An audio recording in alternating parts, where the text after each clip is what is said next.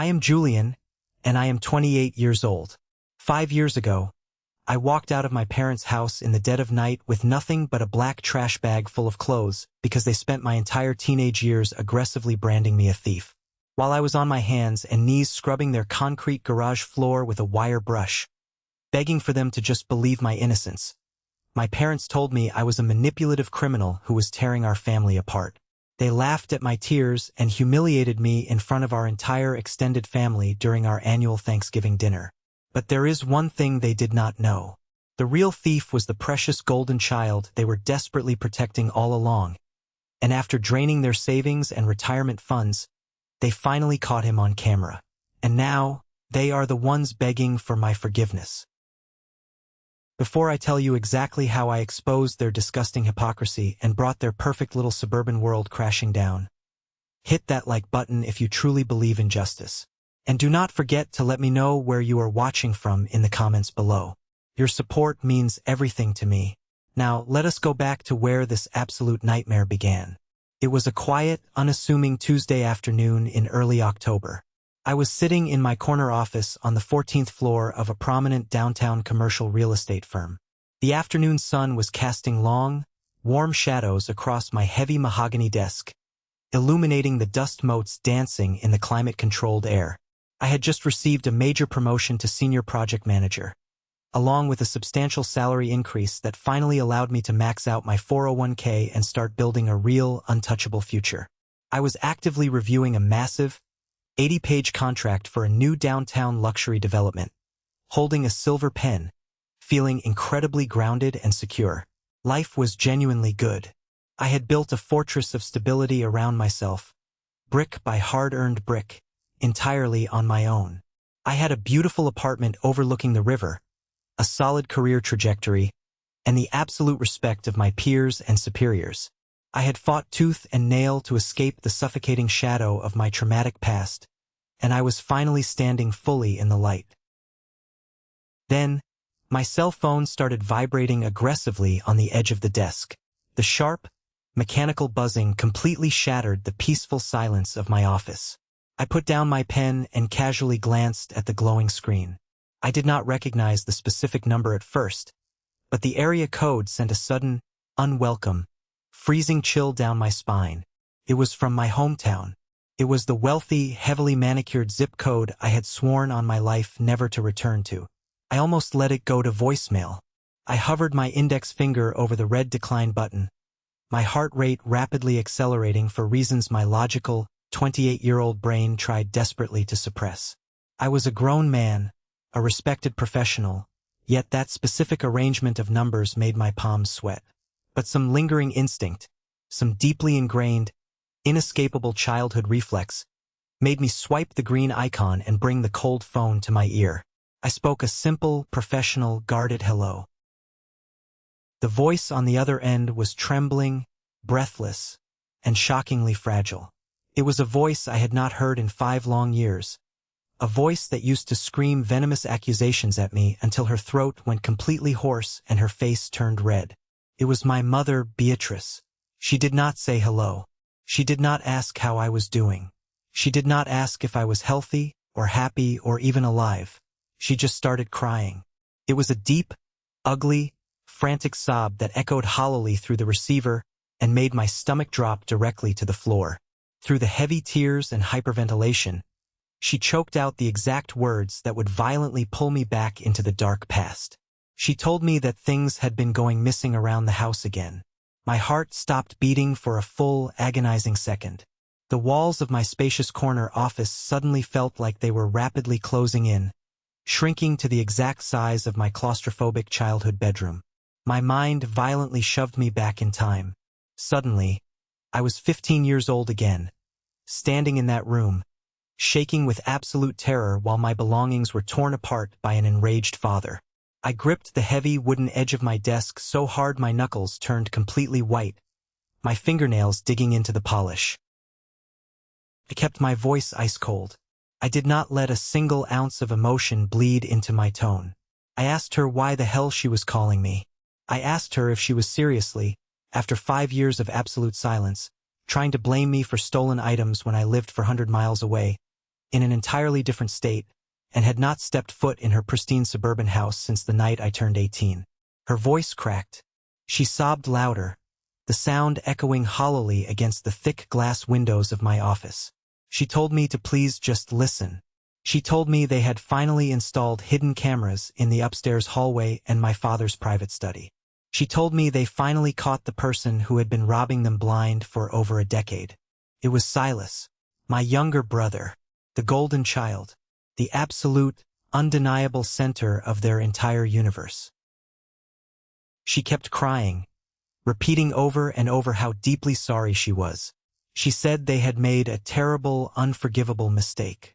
She said they should have believed me all those years ago when I swore I was innocent. She said she was begging me to come home, to let them make it right, to let them be a real family again.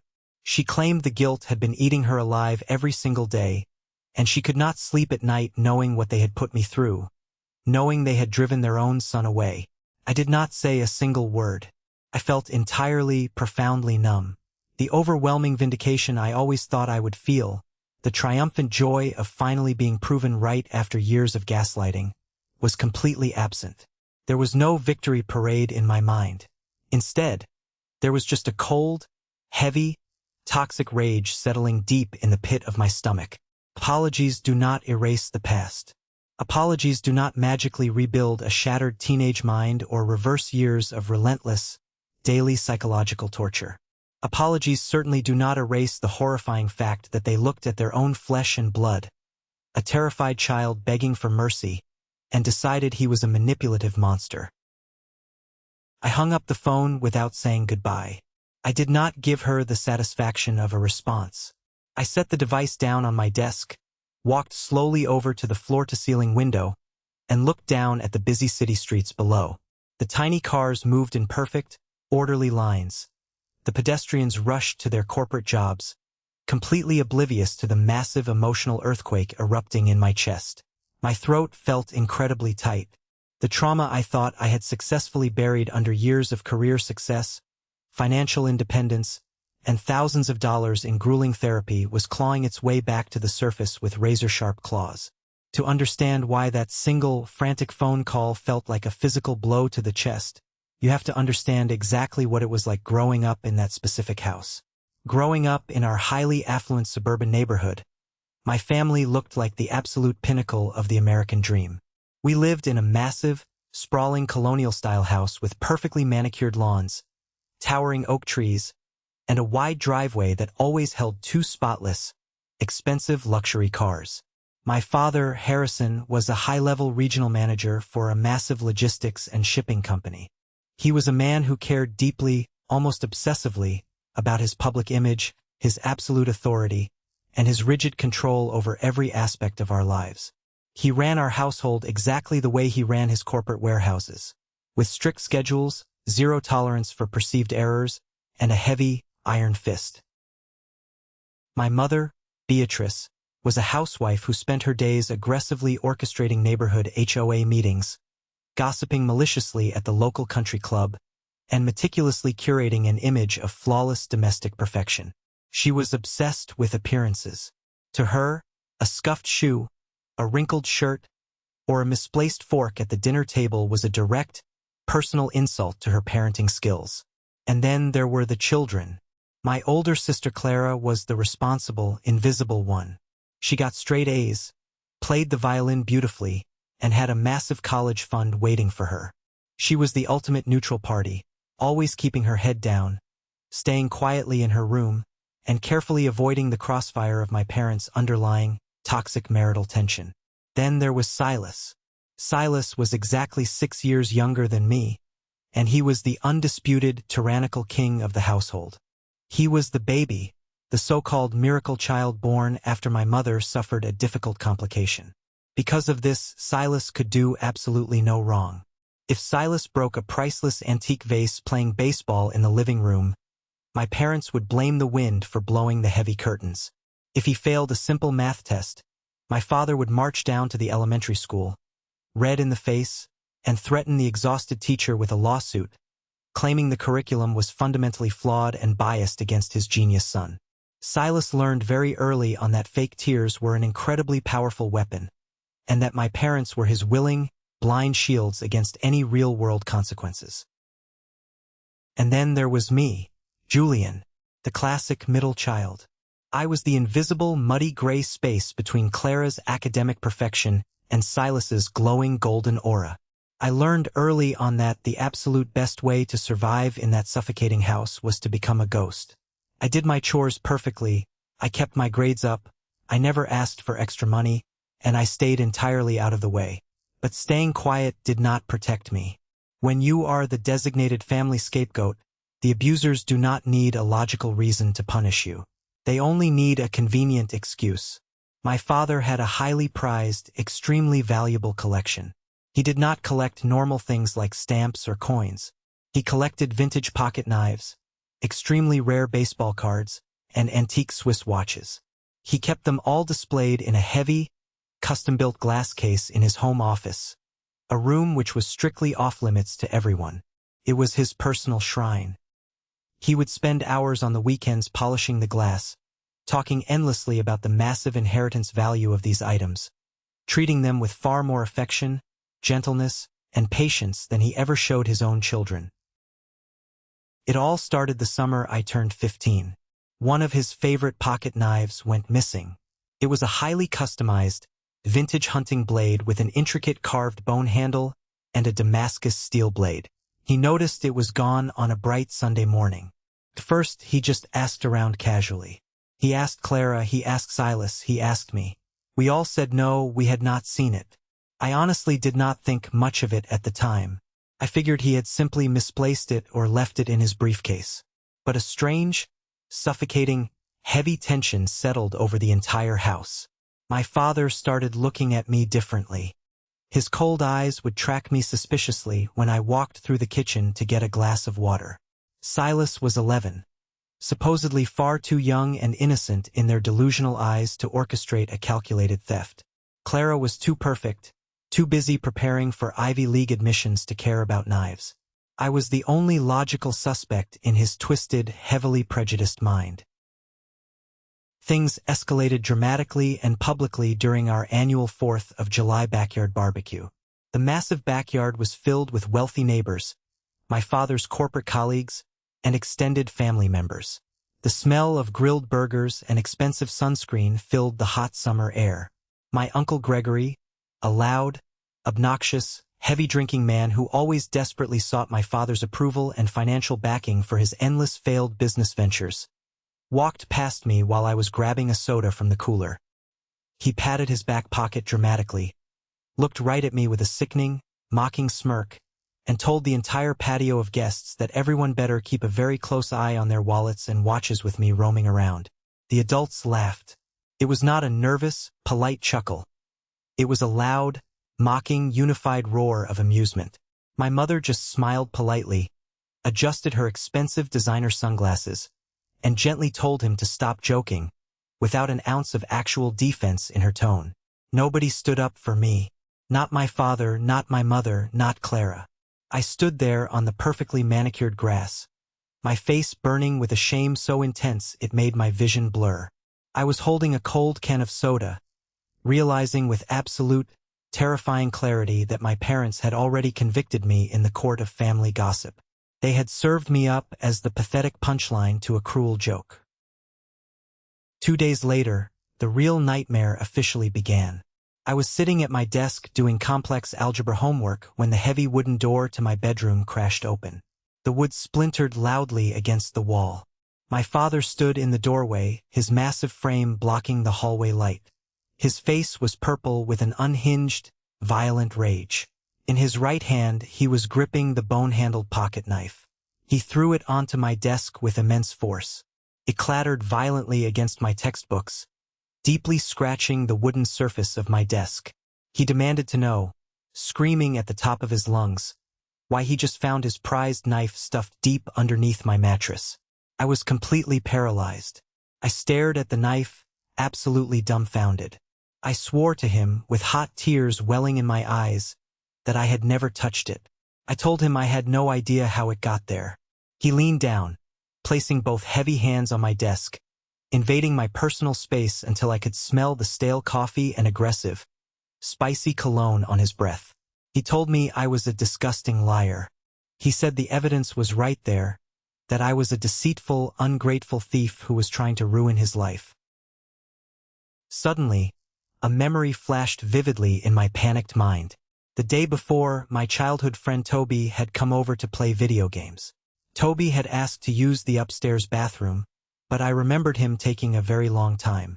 I remembered seeing Silas whispering urgently to Toby in the hallway right before Toby left our house. I tried desperately to explain this to my father. I begged him to call Toby's parents, to ask Silas what they were whispering about, to just look at the actual facts and give me a chance. My father did not care about facts. He cared about being right and asserting his dominance. He grabbed me by the shirt collar, the fabric digging painfully into my neck, and hauled me roughly out of my chair. He told me I was not going to drag my innocent little brother or my friends into my disgusting web of lies. He dragged me out into the hallway, shoved me hard back into my room so I stumbled and fell onto the carpet, and slammed the door shut. I heard the heavy metal deadbolt click loudly from the outside. I was locked in. I sat on the floor of my bedroom, leaning against the wooden door, crying until my eyes swelled completely shut and my chest ached. I was 15 years old, completely isolated, and officially branded a criminal in my own home. And I knew, with a sinking, terrifying dread in my stomach, that it was only going to get worse. The situation rapidly deteriorated over the next few agonizing months, turning my home into a literal war zone. Whatever fragile, thin bond one had left with my parents completely evaporated, replaced by a constant, suffocating state of hostility.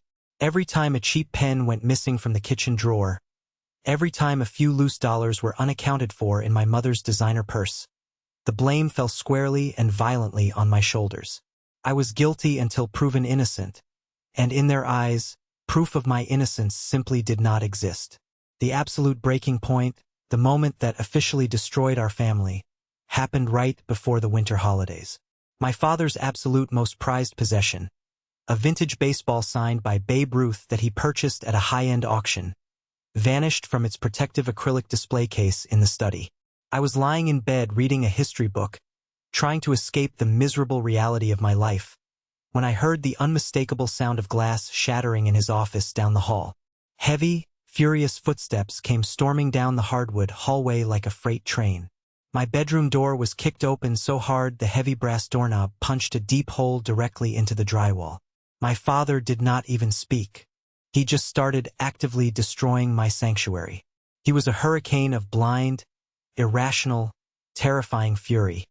He ripped the heavy blankets off my bed, throwing my mattress onto the floor with a loud thud. He pulled every single drawer out of my dresser, dumping my clean clothes everywhere, kicking them across the room. He grabbed my desk lamp and smashed it against the wall, sending sharp shards of glass and plastic raining down everywhere. He screamed at me at the top of his lungs, his veins bulging in his neck, demanding to know where I fenced it. He aggressively accused me of selling his priceless, historical collectible to a shady pawn shop to buy hard drugs. I had never touched a drug in my entire life. I was a quiet, straight-B student who spent his weekends reading fantasy novels and avoiding eye contact. I backed into the far corner of my room, raising my trembling arms to protect my face, crying hysterically, begging him to stop destroying my things. My mother stood in the doorway, her arms tightly crossed over her chest, watching the violent destruction with cold, entirely detached, reptilian eyes. She did not intervene. She did not tell him to calm down or stop breaking glass near her son. She looked at me like I was a disgusting rat that had infested her perfect home. She told me, in a low, even voice, that I was breaking their hearts. She told me I was a deeply disturbed, sociopathic boy who needed severe, military-level discipline, and that I brought this entirely upon myself. They did not find the Babe Ruth baseball, because I did not take it, but the complete lack of evidence only convinced my father that I was a master manipulator, a criminal mastermind who had brilliantly hidden the stolen goods outside the house. The psychological toll this daily abuse took on me was devastating. I actually began to seriously question my own sanity. Late at night, using my school laptop hidden under the covers, I would scour the internet searching for symptoms of unconscious stealing, severe sleepwalking, or early-onset schizophrenia. I read dense, terrifying medical articles about dissociative fugue states. I genuinely convinced myself that maybe my brain was fundamentally broken. I thought that maybe I was getting up in the middle of the night, bypassing our sophisticated home security system, stealing these valuable items, and burying them in the yard with absolutely no conscious memory of it. When your own parents treat you like a monster every single day of your life, you eventually look in the mirror and start believing you have fangs.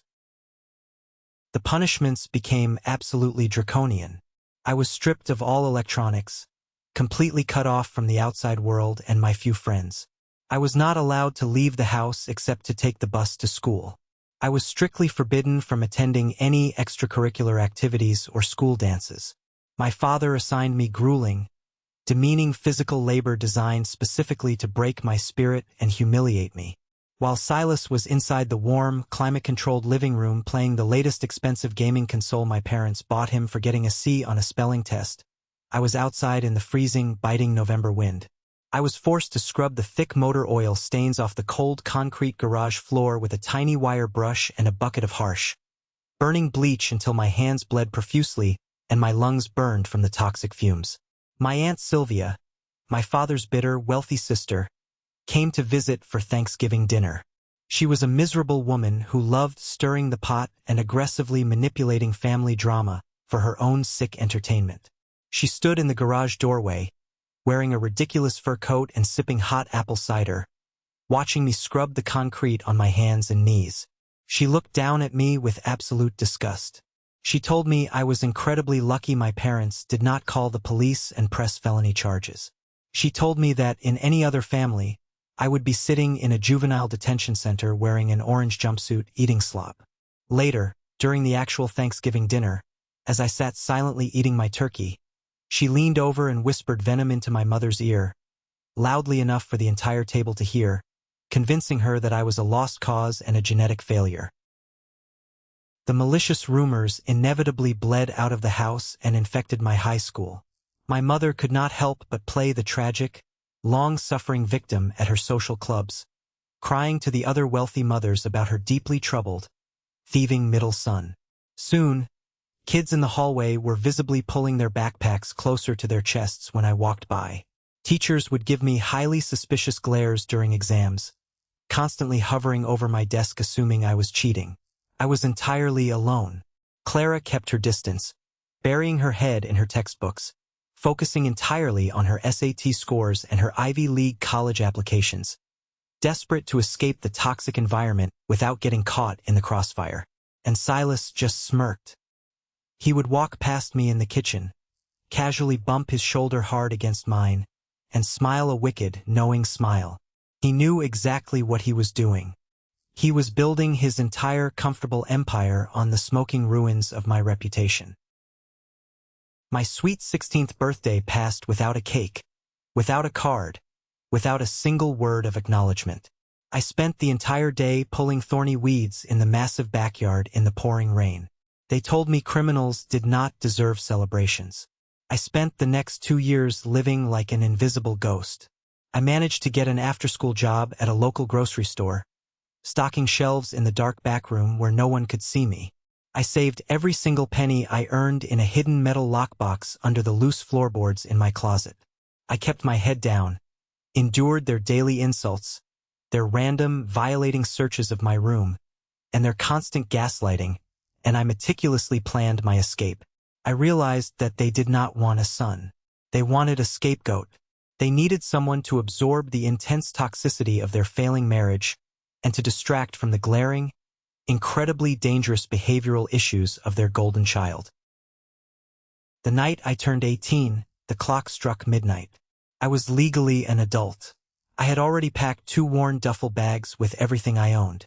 I walked into the dark kitchen, left my house keys on the cold granite counter, and walked out the front door. My father woke up as the heavy front door clicked shut.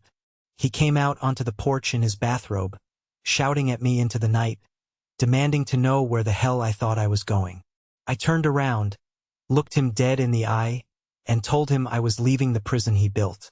I told him he would never have the opportunity to abuse me again. He laughed a cruel, booming laugh that echoed down the quiet street and told me I would be back in a week begging for grocery money and a warm bed. I told him I would rather starve to death on the freezing street than spend another agonizing second under his roof. I turned my back, walked into the darkness, and never looked back. I spent the next decade absolutely determined to prove his cruel, mocking laughter wrong. I worked 2 grueling minimum wage jobs, flipping burgers and cleaning office buildings at night. I shared a cramped, unheated apartment with 3 messy roommates and put myself through grueling night school. I refused to let their toxic, fabricated narrative define my reality. Every single time I felt exhausted, every time I wanted to just quit and give up, I vividly remembered the freezing cold concrete of the garage floor and the sound of my father's mockery. Fueled me. It burned in my chest like a furnace. Now, sitting in my beautiful, expansive office at 28 years old, I was a highly respected project manager handling multimillion-dollar real estate portfolios. I had found a true mentor in Mr. Montgomery, the brilliant, sharp-eyed CEO of our firm. He was a man who had built his massive empire from absolutely nothing, and he recognized the same hungry, desperate, unbreakable drive in me. He had taken me under his wing, serving as the strong, supportive father figure I never had. He taught me about complex real estate law, about ruthless contract negotiation, and most importantly, about knowing my own inherent, undeniable worth in a room full of sharks. When I walked into his expansive corner office later that afternoon, looking pale, visibly shaken, and completely distracted from my mother's crying phone call, he noticed immediately. Mr. Montgomery did not miss a single detail. He put down his expensive fountain pen, walked over to his private bar, poured 2 cups of strong black coffee, slid one across his massive oak desk, and told me to sit down and talk. I ended up pouring my heart out. The thick, concrete walls I had built around my past completely crumbled in that office. I told him everything. I told him about the missing pocket knives, the broken bedroom door, the relentless gaslighting, the agonizing midnight escape, and the frantic, crying phone call I had just received from Beatrice revealing Silas on camera. Mr. Montgomery listened quietly, his sharp, intelligent eyes never leaving mine. When I finished, he leaned back in his expensive leather chair, took a sip of his coffee, and gave me a piece of advice that changed my perspective entirely. He told me that blood makes you related, but loyalty, respect, and shared values make you family. He said that if I chose to go back and see them, I should absolutely not go back as the frightened, broken 15-year-old boy they abused and threw away. I had to go back as the successful, powerful, untouchable man who built himself from absolutely nothing. I held all the cards now. I had the power. They were the ones begging. 2 days later, my phone rang again. It was Beatrice. This time, I answered with a cold, meticulously professional tone. She was no longer crying hysterically. She was using her sweet, polished, highly manipulative society voice, the exact fake voice she used to charm the country club board members and the HOA committee. She told me they were hosting a massive birthday dinner for her upcoming 60th birthday at an incredibly upscale, highly exclusive steakhouse in the city. She said the entire extended family would be there. She promised me, her voice dripping with fake sincerity and perfectly practiced emotion, that they wanted to issue a formal, public apology in front of everyone who had ever doubted me. She begged me to attend, saying she simply could not celebrate her major milestone birthday without her complete, loving family reunited at the table. I did not give her the satisfaction of an immediate yes. I told her I would check my busy schedule and think about it. I hung up the phone before she could say another manipulative word. 5 minutes later, my phone buzzed with an urgent text message. Then a phone call. It was Clara. We had reconnected very briefly over the years, keeping a distant but highly respectful relationship via occasional texts and holiday cards. Clara sounded utterly exhausted, her voice heavy with deep stress and anxiety. She called to confirm everything. but she also called to tell me the ugly truth that Beatrice had conveniently left out of her sweet invitation. Silas had not just been stealing minor knickknacks or pocket change. He had been systematically and aggressively draining their bank accounts for years. He had stolen my mother's expensive diamond jewelry and pawned it to shady dealers downtown. He had forged my father's signature on multiple large checks, cashing them to fund his lifestyle. My parents had set up the hidden cameras because they were absolutely convinced the new cleaning lady was stealing from them. Instead, they sat on their expensive leather couch and watched high-definition footage of their precious, untouchable golden boy expertly rummaging through their hidden wall safe, cracking the code they thought only they knew. Clara warned me that the tension in the house was highly volatile. Silas was in deep, potentially criminal trouble, but my parents were still desperately trying to manage the optics. They were terrified of a public scandal that would ruin their pristine suburban reputation and make them the laughingstock of the country club. I sat alone in my quiet, luxurious apartment that night, staring blankly at the high ceiling. The anger inside me was a living, breathing, pulsing thing. For years, I had deeply craved an apology. I had dreamed of the day they would finally realize they were horribly wrong and that I was entirely innocent. But now that the moment was actually here, it felt incredibly hollow, cheap, and utterly meaningless. They were not apologizing because they loved me. They were not apologizing because they had experienced a sudden, miraculous moral awakening. They were apologizing because the undeniable, high-definition truth caught on camera had aggressively cornered them, leaving them no other option. But as I lay there, I realized something else. Running away had saved my life at 18. It was necessary for my sheer survival. But hiding away at 28 meant they still held lingering power over my emotions. If I wanted to truly sever these heavy chains, I could not just ignore them. I had to look them directly in the eye. I had to step back into the battlefield, face the monsters of my past, and show them exactly who they were dealing with now. I walked over to my walk-in closet and pulled out my tailored, dark charcoal suit. It was the exact suit I wore when I was about to close a massive hostile business deal. It was my armor. I made my decision. I was going to attend that dinner. I was going to sit at that incredibly expensive table, listen to their pathetic, self-serving excuses, and watch them squirm in their guilt. And then, I was going to set the record straight on my own terms once and for all. I thought the worst was over.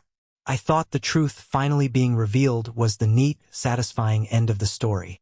I was so incredibly wrong. The real betrayal, the ultimate, unforgivable knife in the back, was waiting for me at that dinner table.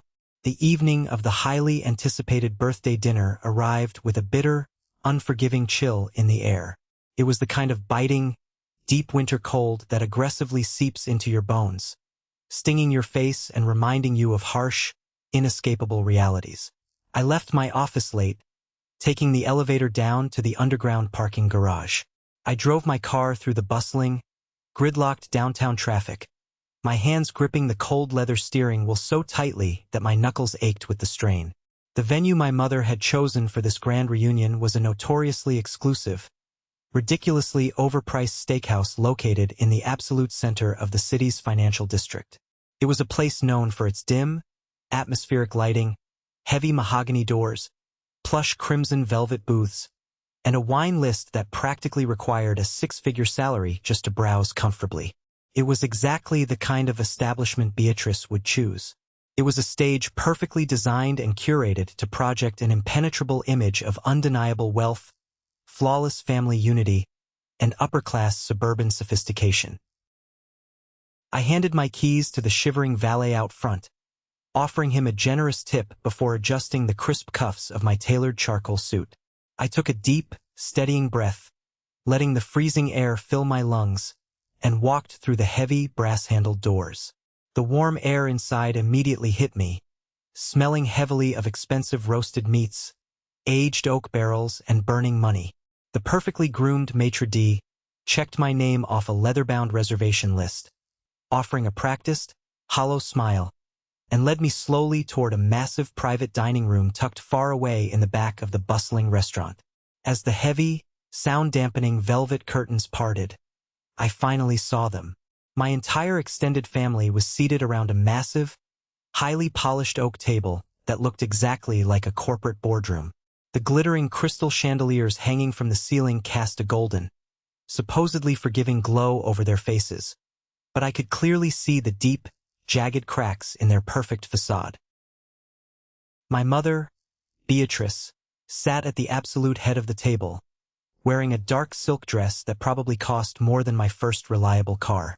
Her hair was perfectly coiffed, her makeup applied with the precision of a stage actor. My father, Harrison, sat heavily next to her, swirling a large glass of expensive amber bourbon. He looked older, his hair significantly grayer, and far more tired than I remembered from my teenage years. Clara was there, seated near the middle of the long table, looking incredibly tense and deeply exhausted. She was constantly checking her phone, tapping the screen nervously, as if praying for an emergency work email to save her from this social obligation. And then there was Silas, the untouchable golden boy. He sat slouched carelessly in his heavy wooden chair, wearing a designer blazer over a casual, slightly wrinkled t-shirt, looking completely bored and entirely unrepentant. He was aggressively chewing on a piece of ice from his water glass. He did not look like a young man who had just been caught on high-definition security cameras robbing his own parents blind and draining their bank accounts. He looked like an entitled, spoiled brat waiting impatiently for the room service bill to be paid by someone else. The exact moment I stepped fully into the private room, the low, buzzing murmur of family conversation completely died. The silence was deafening. Every single pair of eyes locked onto me, wide and assessing, taking in my tailored suit, my confident posture, and my cold expression. I did not shrink under their collective gaze. I did not look down at the floor like the terrified 15-year-old boy they once knew. I walked with the heavy, measured confidence of a man who routinely negotiates hostile commercial real estate contracts for a living.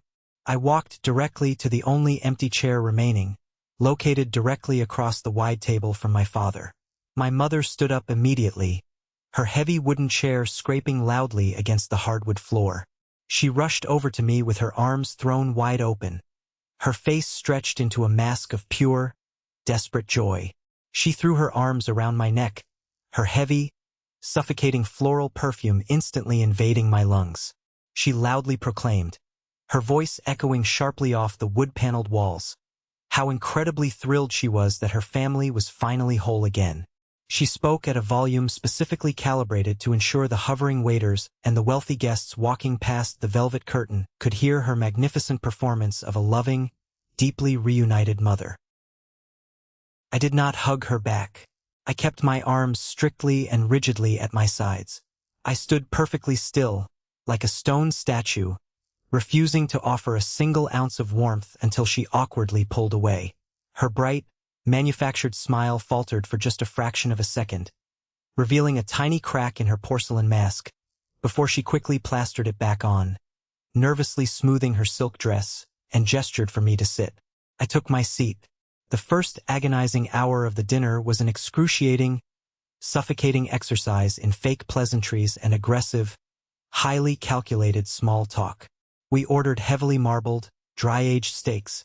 We drank incredibly expensive imported Italian wine, and my relatives fired off a constant barrage of superficial questions about my current life. I gave them polite, extremely short, highly guarded answers. I talked briefly about my recent massive promotion in the commercial real estate sector. I casually mentioned the high-stress nature of managing multimillion-dollar portfolios and briefly alluded to my new, highly comfortable salary and maxed-out 401k plan.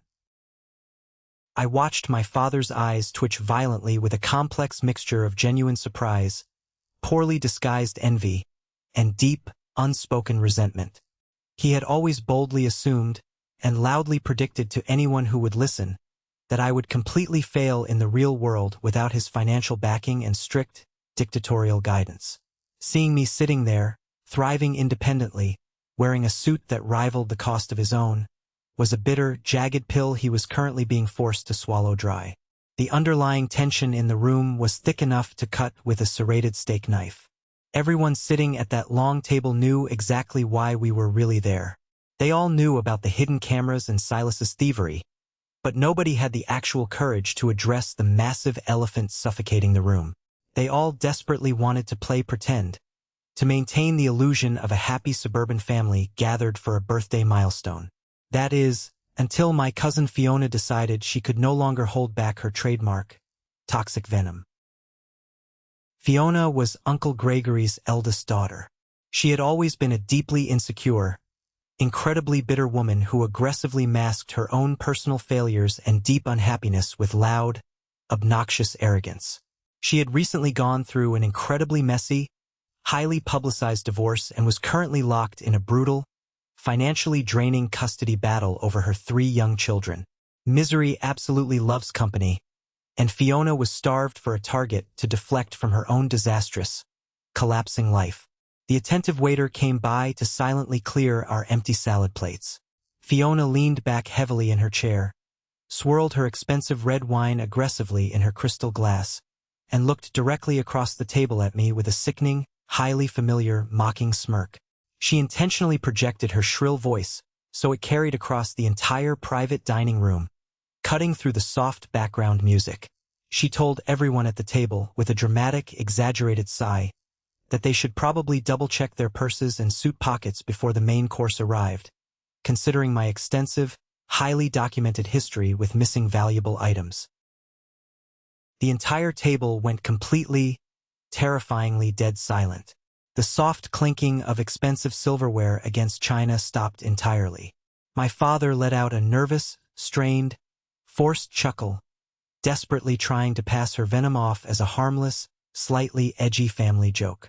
My mother looked down quickly at her lap, refusing to make eye contact with anyone. Silas actually grinned widely, clearly enjoying the sudden chaos, happy that the negative spotlight was temporarily off his own documented criminal actions. I did not flinch. I did not look down. My heart rate did not even spike. I slowly picked up my crisp white linen napkin, wiped my mouth with deliberate, agonizing slowness, placed the napkin neatly beside my plate, and locked my eyes directly onto Fiona's. I told her, keeping my voice incredibly calm, low, and completely devoid of any heated anger, that she had absolutely no right to ever speak to me about missing items. The utter, chilling calmness of my voice made the words hit 10 times harder than a loud scream.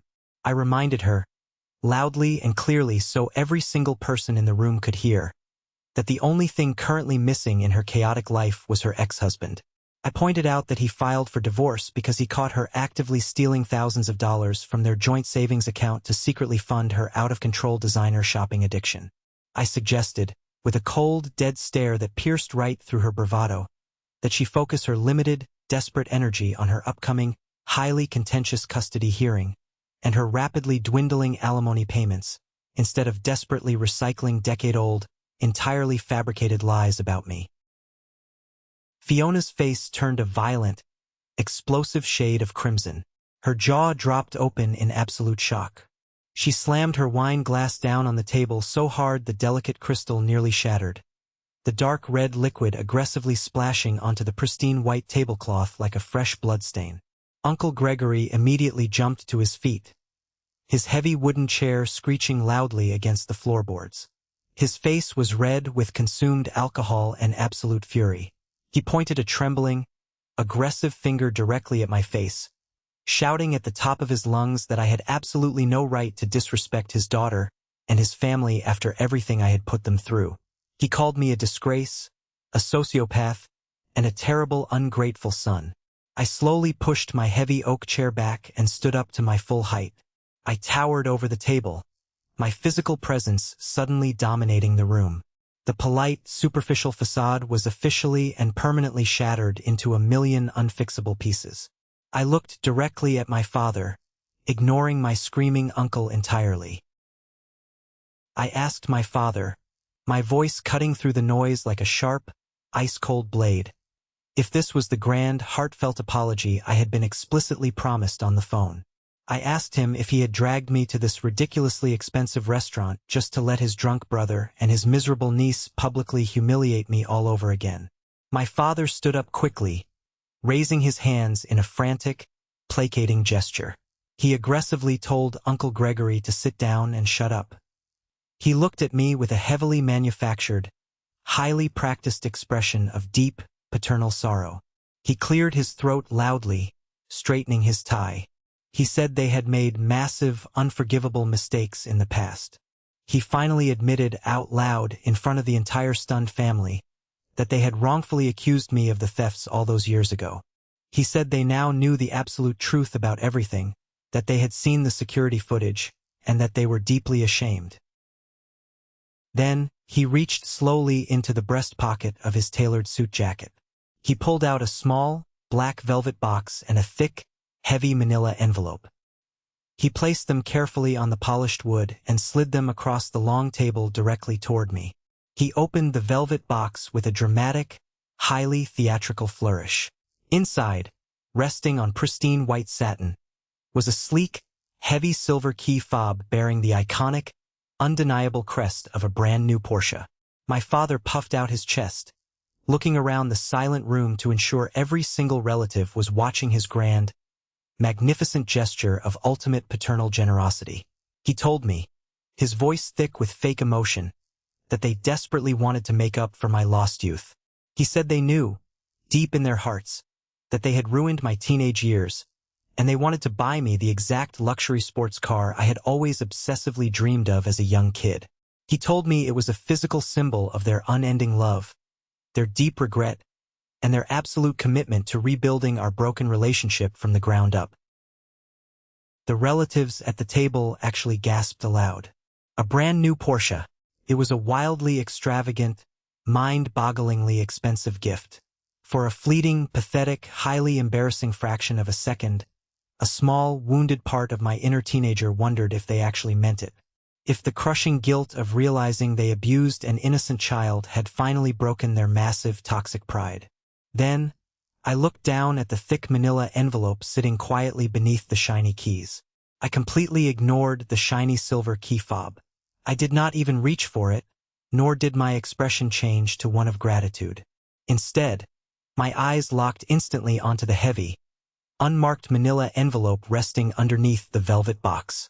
The entire room was holding its collective breath, eagerly waiting for me to break down in tears of joy, waiting for me to hug my father and accept this massive financial bribe that would magically erase years of severe psychological abuse and isolation.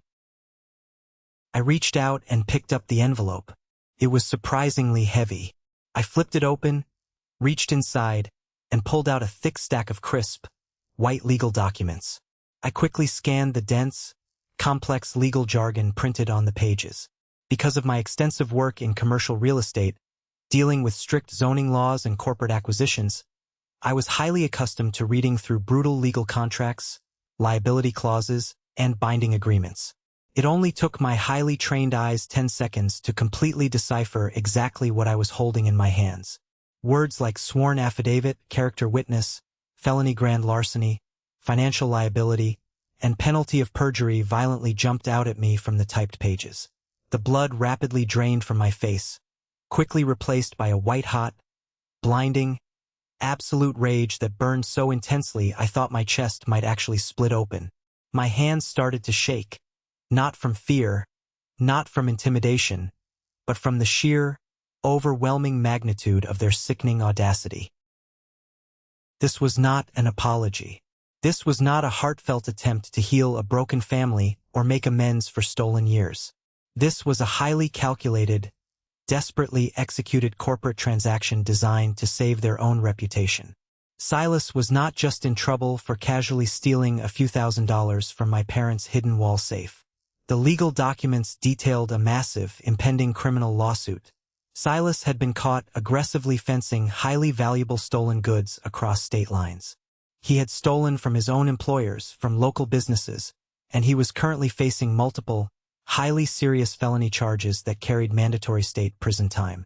My parents, absolutely desperate to save their precious golden boy from a lengthy, reputation-destroying stint in a state penitentiary, had hired a high-powered, incredibly expensive criminal defense lawyer.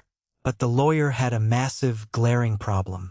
Silas had a terrible, documented track record of behavioral issues, and the physical evidence against him was overwhelming. The lawyer desperately needed a spotless, highly credible character witness to sway the judge. They needed someone with an absolutely flawless professional background, someone with corporate standing and community respect, to sign a sworn legal affidavit stating under penalty of perjury that Silas was a good, honest, hardworking kid who just made a minor, completely out-of-character mistake. They needed me. They needed the highly successful, upstanding commercial real estate manager that they had spent years violently branding as a criminal in our hometown. They were actively trying to bribe me with a luxury sports car to commit a felony act of perjury, to lie directly to a judge, all to save the exact same brother who had actively destroyed my life, stolen my parents' love, and smiled while doing it. I dropped the heavy stack of legal papers back onto the polished oak table with a loud, aggressive slap that echoed in the silent room. I slowly picked up the shiny Porsche key fob, feeling the cold metal in my palm. I looked directly at my father, who was suddenly sweating profusely under the dim restaurant lights, his face pale and panicked. My mother was gripping the heavy edge of the table so hard her knuckles were stark white, her eyes wide with mounting terror as she realized I actually read the documents. I asked my father, my voice dropping to a dangerous, icy whisper that somehow carried perfectly in the silent room, if this was some kind of sick, twisted joke. I asked him if he honestly, genuinely believed that a piece of expensive German machinery could magically erase the vivid memory of me scrubbing his freezing garage floor on my hands and knees while he called me a manipulative, disgusting thief. I told him he was utterly, clinically delusional to think I would ever put my own name and career on the line for the boy who ruined my childhood. My father tried to speak. He tried to stutter out a pathetic defense, claiming I was misunderstanding the legal paperwork, but I aggressively cut him off. My voice boomed through the silent restaurant, thick with a decade of repressed fury and righteous indignation. I turned and looked at the entire extended family. I told them exactly what those documents were. I read the specific felony charges out loud. I exposed the impending criminal lawsuit, the grand larceny, the stolen goods, and the desperate perjury plot to the entire room. I made sure every single aunt, uncle, and cousin understood exactly how far Harrison and Beatrice were willing to go to cover up Silas's crimes. The gasps this time were entirely genuine and filled with absolute horror. Uncle Gregory looked physically stunned, his mouth hanging open as he stared at his brother. Fiona was completely speechless, staring at Silas like he was a dangerous, unrecognizable stranger. I looked directly at Silas, who was no longer slouching in his chair or aggressively chewing ice. For the first time in his entirely pampered, consequence-free life, he looked genuinely, deeply terrified. The smug, untouchable golden child armor had completely shattered, leaving behind a scared, pathetic boy facing real prison time. I looked him dead in the eye and told him he was a pathetic coward, a parasite, and a common criminal. I told him that he was going to rot in a concrete cell because no amount of our parents' money, and no amount of luxury bribes, could protect him from the real world and the justice system anymore. I turned my attention back to my father. I threw the heavy Porsche keys directly at his chest with as much force as I could muster. The keys bounced hard off his expensive lapel and clattered loudly onto the hardwood floor, sliding under the long table out of sight. I told them they could never buy my forgiveness, and they certainly could absolutely never buy my perjury. I leaned over the table, placing my hands firmly on the wood, looking directly into my mother's crying eyes. I told them I would rather enthusiastically attend their funeral than ever sign a single document protecting the golden child who tore my life apart and smiled while I suffered. I picked up my heavy wool coat from the back of my chair.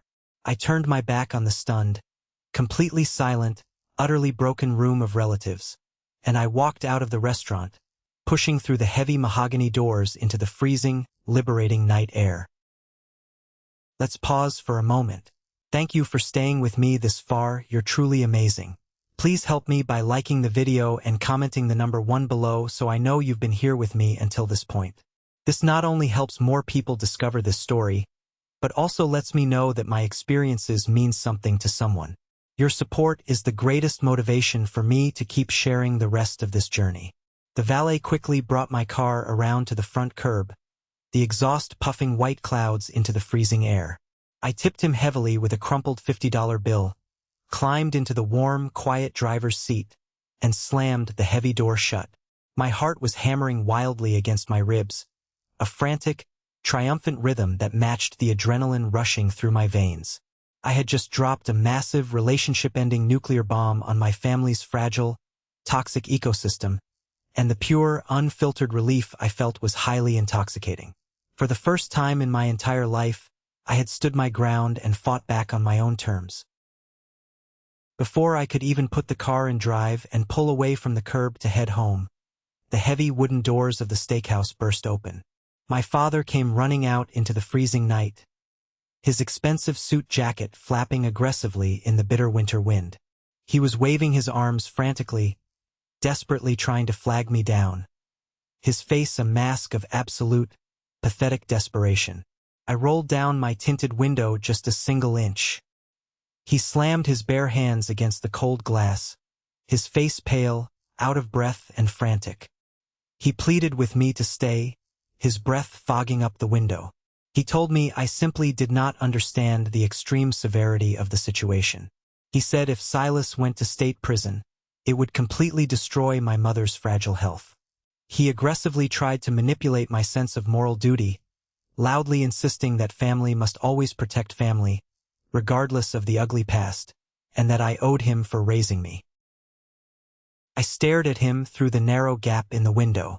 The imposing, terrifying man who used to make me shake with fear, the man who used to lock me in my room and scream directly in my face, now looked incredibly small, weak, and utterly pathetic. He was just a desperate man trying to buy his way out of a disaster.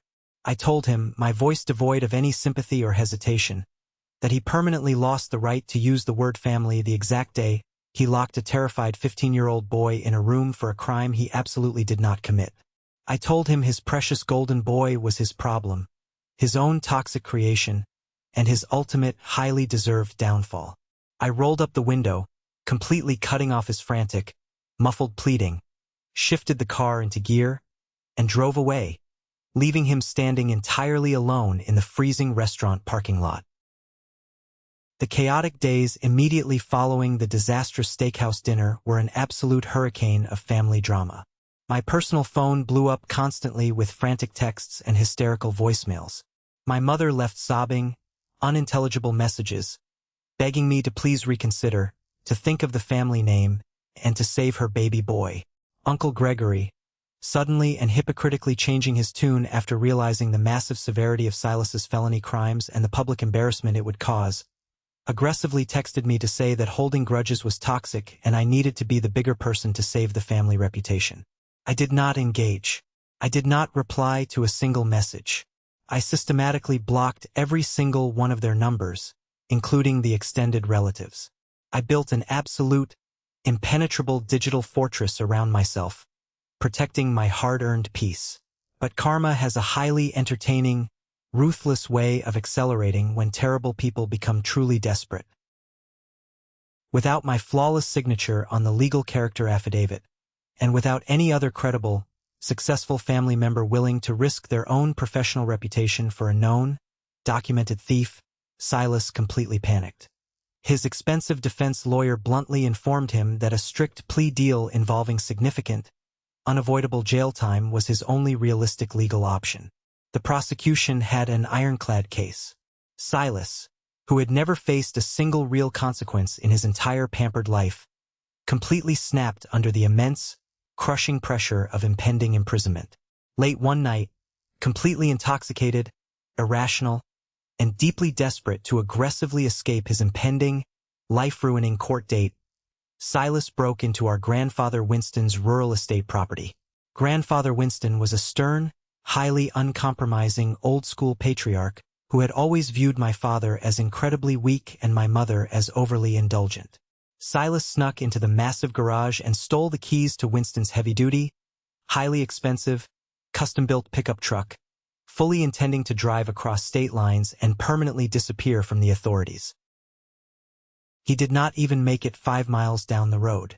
Driving highly recklessly and completely impaired by alcohol, Silas aggressively lost control of the heavy, stolen truck on a slick, rain-soaked suburban road. He crashed it violently head-on into a massive concrete utility pole at high speed. The devastating crash completely totaled the expensive vehicle, crumpling the front end like an aluminum can, and aggressively knocked out power to the entire affluent neighborhood. Silas miraculously survived the horrific wreck with only a severely broken arm, cracked ribs, and a massive concussion. But the local police were on the scene in minutes.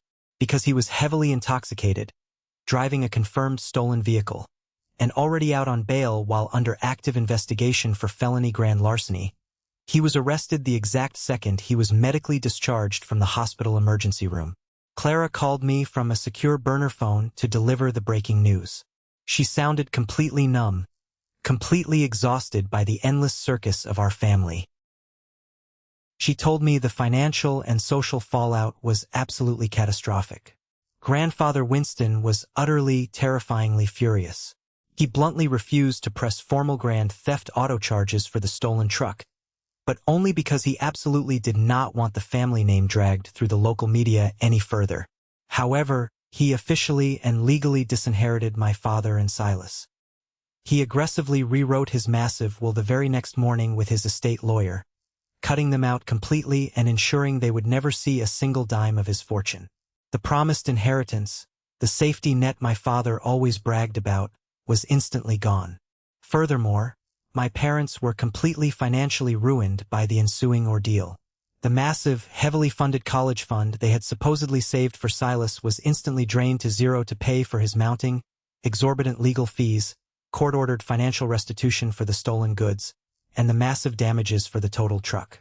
The brand new Porsche they tried to bribe me with was quickly returned to the dealership at a massive, humiliating financial loss.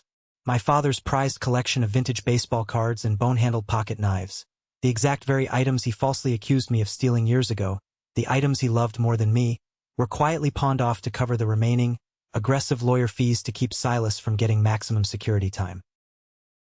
The poetic justice of the entire situation was absolutely staggering. The very material things they valued far more than my life, my innocence, and my sanity were aggressively stripped away by the exact son they happily sacrificed me to protect. The massive, suffocating storm had finally broken, leaving absolutely nothing but shattered wreckage, empty bank accounts, and silence in its wake. For the first time in my entire life, I was watching the toxic family drama unfold from a completely safe, highly secure emotional distance. I did not feel an ounce of pity for them. I did not feel overwhelming joy or gloat over their misery. I just felt a profound, heavy, incredibly liberating sense of final closure. The universe had balanced the scales. A few weeks after the disastrous truck crash and Silas's subsequent imprisonment, I received an unexpected, highly cryptic email from an address I did not immediately recognize. It was from Mrs. Higgins, the elderly housekeeper who had faithfully worked for my parents during my traumatic teenage years. She asked if we could please meet for coffee at a neutral location, stating she had something very important to tell me. I was highly hesitant, not wanting to open the door to my past again, but my lingering curiosity won out. I met her at a small, quiet diner on the far edge of the city, away from anyone who might recognize us. She looked much older, deeply tired, and visibly weighed down by years of carrying a highly toxic, corrosive secret. She ordered a black tea, nervously stirring the sugar packets before she finally found the courage to look me directly in the eye. She told me she could no longer live with the crushing guilt of what she knew. She revealed the darkest, most twisted, heavily guarded secret of my family's history. My parents had not just recently discovered Silas was the thief. They had known for over 6 full months before Beatrice ever made that crying, dramatic phone call to my office. Mrs. Higgins had personally caught Silas aggressively stealing large amounts of cash from my mother's purse in the kitchen and immediately reported it directly to Beatrice. Instead of confronting him or punishing him, my mother aggressively threatened to fire Mrs. Higgins, ruin her reputation, and deny her severance pay if she ever breathed a single word of it to anyone. They only installed the hidden cameras and called me because Grandfather Winston had come over unexpectedly, found some of his own missing antique items hidden carelessly in Silas's room, and aggressively demanded a full police investigation. My parents only called me, playing the innocent victims of a sudden, shocking discovery, simply to get me back in the fold to secure my signature before the felony lawsuit publicly exploded. They never, ever truly regretted blaming me. They only regretted getting caught covering for him. The shocking revelations did not stop there. Later that exact same evening, Clara called me again. She had been quietly digging into Silas's messy finances to help my parents understand the massive scope of his crushing debt. She discovered exactly where all the stolen money had been going for years. It was not drugs. It was illegal, high-stakes sports gambling. And the specific person who initially introduced Silas to the dangerous underground betting rings was none other than Aunt Sylvia. The exact same Aunt Sylvia who stood in our garage sipping hot cider, wearing fur, and aggressively calling me a juvenile criminal. She had a deeply hidden, massive gambling addiction of her own and owed massive, dangerous debts to shady individuals. She actively manipulated Silas, using his untouchable golden child status and his endless, unquestioned access to my parents' funds, to quietly cover her own tracks, place her bets, and pay her aggressive debts. The entire affluent family was a fragile house of cards aggressively built on lies, hidden addiction, financial ruin, and relentless manipulation. And it had finally collapsed in spectacular, highly public fashion. Armed with this absolute, undeniable, horrifying truth, I felt the final, lingering, invisible chain officially snap. I owed these incredibly toxic people absolutely nothing. Not my time, not my forced forgiveness, not my pity, and certainly not my hard-earned mental health. I opened my laptop, created a new, blank document, and aggressively typed out a single, final email addressed to my father, my mother, and the entire extended family mailing list. I did not yell through the screen. I did not hurl emotional insults or resort to name-calling. I wrote with the cold, precise, highly clinical detachment of a successful man permanently closing a bankrupt, toxic account. I detailed exactly what Mrs. Higgins told me about the timeline of their cover-up. I detailed exactly what Clara discovered about Aunt Sylvia's gambling debts and her manipulation of Silas. I laid their entire hypocritical, abusive, enabling dynamic bare in crisp, black and white text for everyone in the family to read. I bluntly told them that their desperate, pathetic attempts to maintain an illusion of suburban perfection had completely destroyed their marriage, bankrupted their financial future, and absolutely guaranteed that their precious golden child would spend his youth behind heavy iron bars. I ended the email with a clear, unbreakable, legally sound boundary.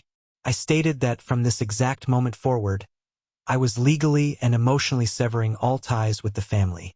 I explicitly forbade them from ever contacting me at my home or office, attending my future wedding, or ever attempting to reach out to any children I might one day have.